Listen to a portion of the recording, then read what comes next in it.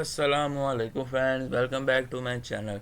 उम्मीद है कि आप सब लोग खैरियत से होंगे। तो अगर खैरियत से हैं तो चैनल को एक सब्सक्राइब कर दें। तो आज की इस वीडियो में हम लोग देखें कंडीशनल फॉर्मेट। एक्सेल में कंडीशनल फॉर्मेट का एक ऑप्शन होता है, उसके साथ हम अपने डाटा में क्या क्या एडिशन कर सकते हैं। तो इसमें बेसिकली तकरीबन पाँच पाँच इसकी टाइप्स हैं, जिसमें सबसे पहले आ जाता है हाईलाइट सेल रूल्स। इसमें बेसिकली क्या होता है कि हम अपने सेल को कोई भी कलर दे सकते हैं, जैसे ग्रेटर देन हो गया, लेस देन हो गया, इक्वल टू हो गया, बिटवीन हो गया। इनकी मदद से हम अपने जो सेल है उसको वो जो है एक कलर अप्लाई कर सकते हैं कि अगर वो इससे बड़ा हो जाएगा तो उसके ऊपर ये वाला कलर आ जाए, अगर इससे छोटा हो जाएगा तो ये वाला कलर आ जाए। इसके साथ साथ अगर डुप्लीकेट आ जाए वैल्यू तो उस पर रेड कलर आ जाए, येलो आ जाए, ग्रीन आ जाए, जो सा हमने रखना है अप्लाई करना है वो वाला कलर उसके ऊपर आ जाए। इसके बाद हमारे पास आ जाता है टॉप एंड बॉटम रूल्स।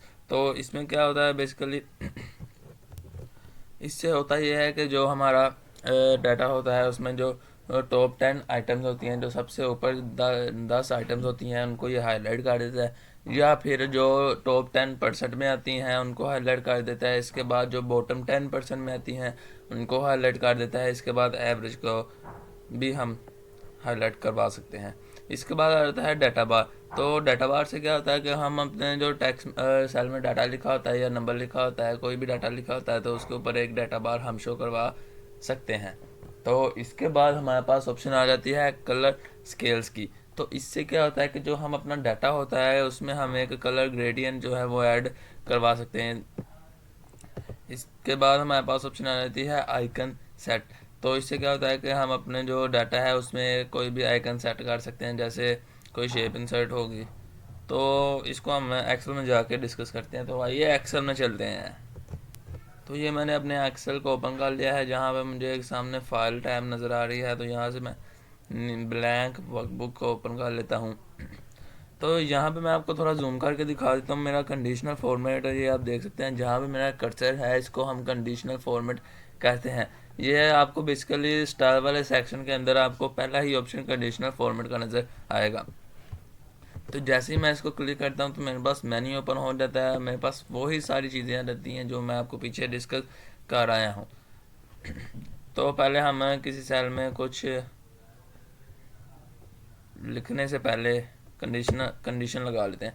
तो सबसे पहले हम लगाते हैं हाईलाइट सेल रूल। तो यहाँ पे सबसे पहले इसके ऊपर मैं अगर से ले गया तो यहाँ पे आप देख सकते हैं एक और मेन्यू ओपन हुआ, जहाँ पे मुझे डिफरेंट जो चीज़ें हैं वो नज़र आ रही हैं, जैसे greater than, less than, between आ गया है। इसके बाद इक्वल टू आ गया है, टेक्स्ट दैट कंटेन्स आ गया है।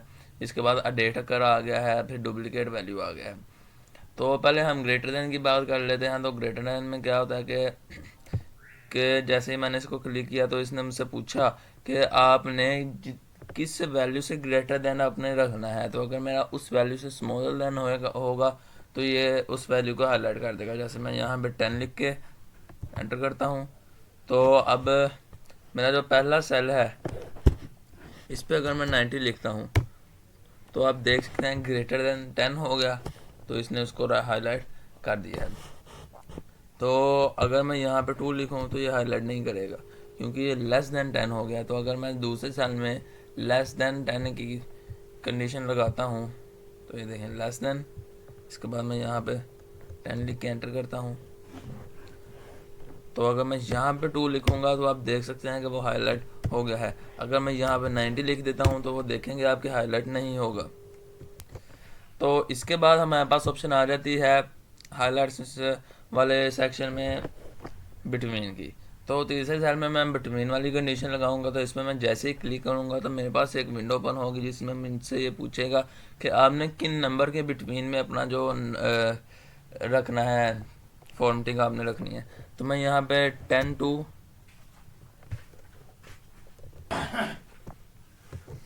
तो यहाँ पे मैं 50 लिख देता हूँ।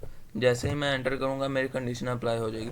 अगर मैं अपने जो मैंने उसको नंबर दिए थे उनके बिटवीन में कोई नंबर लिखता हूँ तो आप देखें कि वो जो है हाईलाइट हो गया है। तो अगर मैं उन नंबर्स के बाहर लिखूँ, जैसे मैं 90 लिख देता हूँ, तो आप देख सकते हैं कि वो हाईलाइट उसने नहीं किया। उसने जो कंडीशन है वो फॉल्स होगी, तो उसने अप्लाई नहीं की। इसके बाद हमारे पास जो ऑप्शन आ जाती है वो है इक्वल टू की। तो चौथा जो सेल है उसमें मैं इक्वल टू की कंडीशन लगाऊंगा। तो अगर मैं यहाँ पे 10 लिखूँ तो मेरी जो कंडीशन है वो अप्लाई होगी।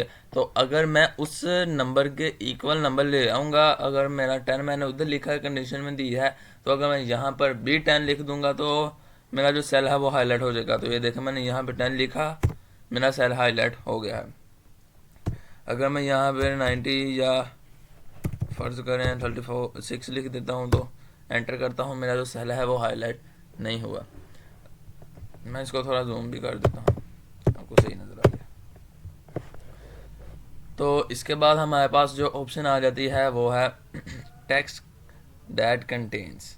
तो इस पर मैं क्लिक करता हूँ तो यहाँ पे मुझसे वो पूछेगा कि आपने कौन सा टेक्स्ट रखना है। तो जैसे मैं यहाँ पे डबल ए दे देता हूँ, ओके कर देता हूँ।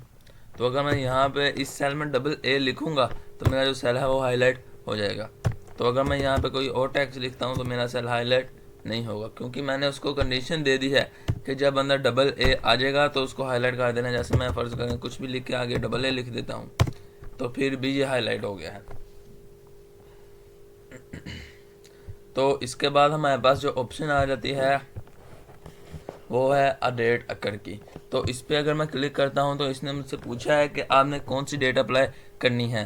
तो जैसे मैं यहाँ पे यस्टरडे की है, मैं टुडे की लगा देता हूँ, इसको मैं ओके करता हूँ। तो मेरी आज डेट जो आज की डेट है वो मैं यहाँ पे राइट करता हूँ।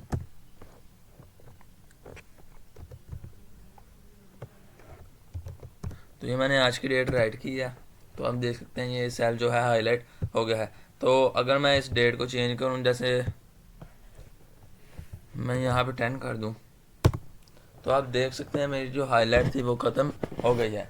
इससे मुराद ये है कि जो मेरी हाईलाइट्स हैं उससे होता ये है कि अगर जो मैंने उसको कंडीशन दी है उसके मुताबिक अगर कोई मैंने जो राइट किया है डाटा उसके मुताबिक कोई आ जाए तो वो उसको हाईलाइट कर देता है। तो इसके बाद हाईलाइट्स में हमारे पास लास्ट ऑप्शन आ जाती है डुप्लीकेट वैल्यू की। तो इस पर मैं क्लिक करता हूँ तो मेरी जो मैं डुप्लीकेट वैल्यू लिखूँगा वो हाईलाइट हो जाएगी। ये तो मैंने एक ही सेल सेलेक्ट किया है। तो जैसे अगर मैं इस पूरी रो को सिलेक्ट करके डुप्लीकेट वैल्यू वाली ऑप्शन कंडीशन लगा देता हूँ तो अब मेरी जो डुप्लीकेट वैल्यू है वो वाली कंडीशन लग गई है। तो जैसे यहाँ पे मैं कुछ भी लिख देता हूँ तो आप देख सकते हैं जो मेरा डुप्लीकेट हो रहा है वो हाईलाइट हो रहा है साथ साथ। ये देखें ये 4 डुप्लीकेट हो गया है, 2 दफ़ा लिखा गया है तो ये हाईलाइट हो गया। F 4 दफ़ा लिखा गया है, ये हाईलाइट हो गया है।